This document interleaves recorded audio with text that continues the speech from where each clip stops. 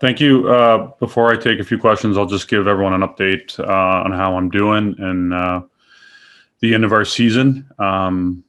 Personally, from the injury, I'm doing really well, continue to progress.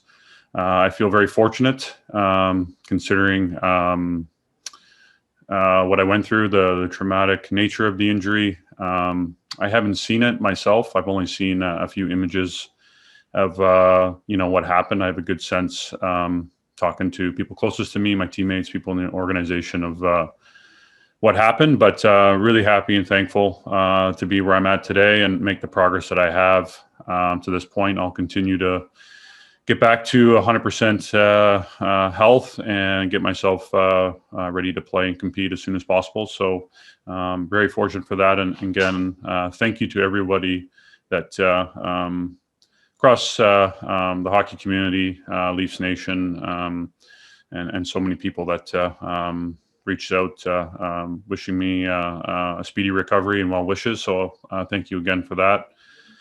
And turning to the end of our season, obviously it was tough not to be a part of it and to compete with the guys. I think the way Sheldon described after Game 7 being devastated, I think it hit it pretty perfectly for our group. It's really hard to put into context the disappointment, just the devastation of what this loss brings to the group and the challenges we have ahead of us. And it's been a tough go. I think we all take responsibility, significant responsibility for not meeting the expectations that I think, people obviously on the outside have put on the group, but I think more so internally what our expectations are.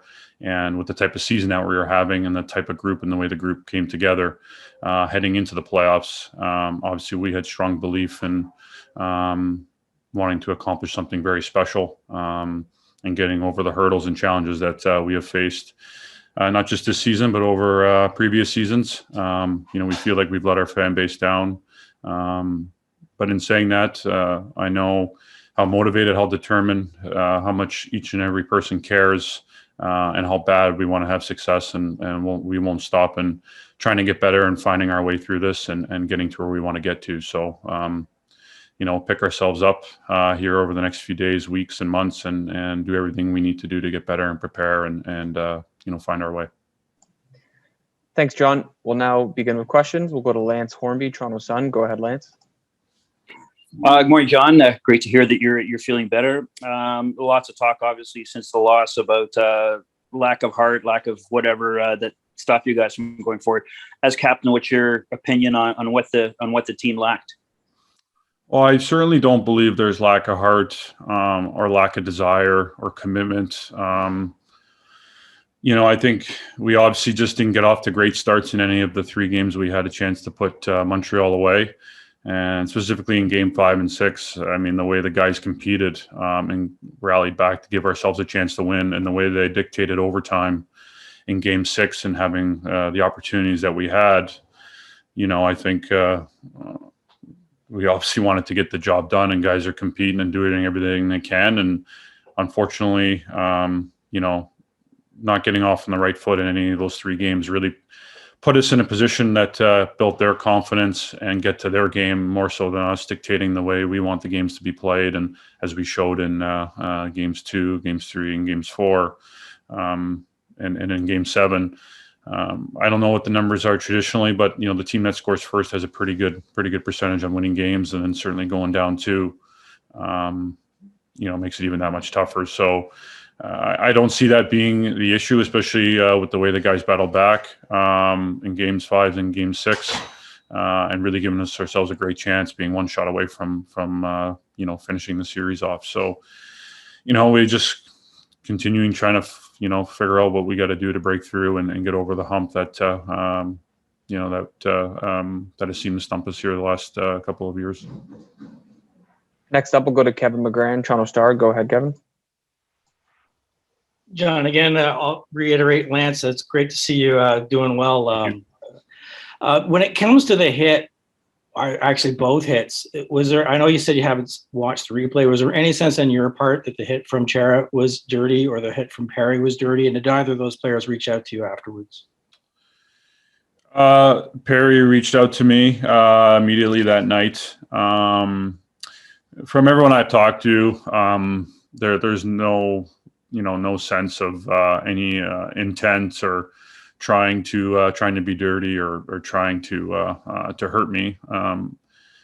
In saying that, I do think it's an opening game of the playoffs, and there's a lot of energy, a lot of intensity, and they wanted to establish a physical game, and I think certainly going more so out of their way than maybe in the regular season, but that's part of playoff hockey, and it was just like I said, I hadn't seen it, but from everyone that I've talked to, it just seemed like an unfortunate set of circumstances. Like I said, Corey reached out, sent me a nice message, and I'd like to think that there was no intent. So Next up, we'll go to Chris Johnston, Sportsnet. Go ahead, Chris. Hey, John, obviously we can't put ourselves in your shoes. I'm just wondering, when you say you haven't watched it, is that by design? Is it something typically you would go back and watch, or do you just want to avoid that? Well, I've never been through anything remotely close to it. And I know how traumatic it was for my family, especially how many times they saw it, and the intention that was on it.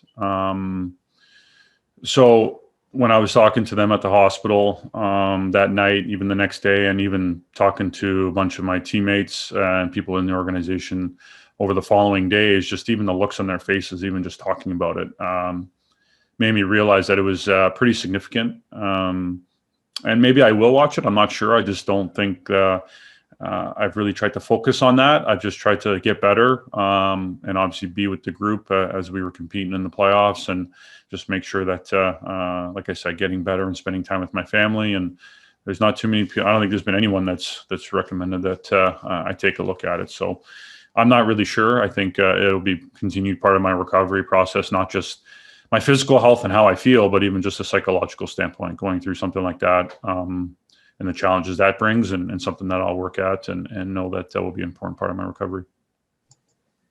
We'll take three more here. We'll go to Mark Masters, TSN. Go ahead, Mark.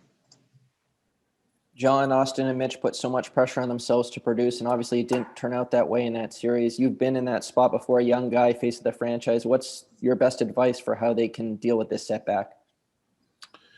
This has got to be extremely motivating. I think, no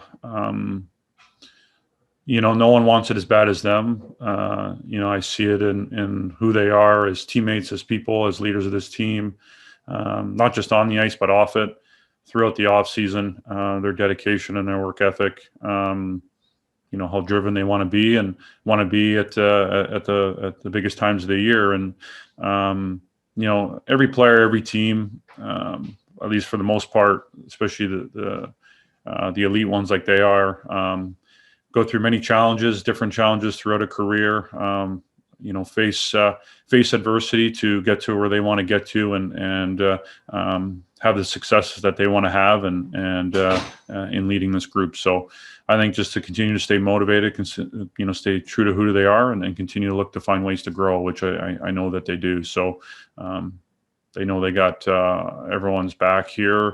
Everyone's got their back here, and we know how important they are to our hockey team, and how great they were for us this season, and giving us this opportunity in the playoffs. And the last two here, we'll go to Josh.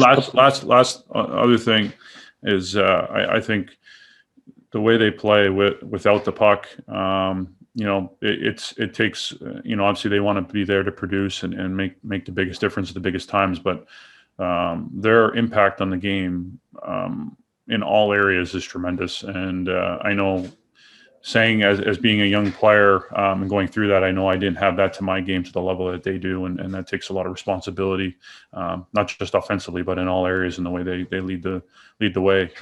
So I think that's a big credit to the way their game has come and the standard they set for us. And last two here, we'll go to Josh Clipperton, Canadian Press. Go ahead, Josh. Hey, John, just a little bit bigger picture question. Playing in a pandemic, how hard or draining was this season emotionally, mentally, because of COVID, the isolation at home, on the road, daily testing, pivoting with the schedule? Like, how much of a drain, not for just for you guys, but all the teams in Canada? Yeah, well, I can't speak for all the teams in Canada, but I can just speak. I think first from our team, just the way the guys stayed committed, everyone's families, their support, their support systems or people, and just how significant that was, especially through the ups and downs of the way the pandemic has gone in Canada and for us in Ontario and in Toronto. And for me personally, it wasn't easy, especially having a young family, a young son that's getting a lot more active and wanting to see his development grow socially and knowing how careful we had to be. And for me, being from here, having to disconnect quite a bit from family. And I know a lot of people have had to do that throughout the province and the country. So, I completely understand, but that's just another thing that was on the plate that was always a challenge. Is we wanted to do everything we could to give us the best possible chance for success, and we knew staying healthy was a big part of that and taking care of one another. So, it wasn't easy. It was a new element that you left the rink. There wasn't that full disconnection in terms of just being able to forget about everything that you had to deal with, but whether it was testing or decisions you were making and what you're doing on a daily basis and how you were doing things and limiting your interactions and the extension of that going on to the families and then being, alone when you're on the road and not being able to come to games and really be a part of it as well. It takes a toll. And last one here, we'll go to Jonas Siegel with The Athletic. Go ahead, Jonas. Hey, John, you mentioned having not watched the night of. How much of it do you actually remember?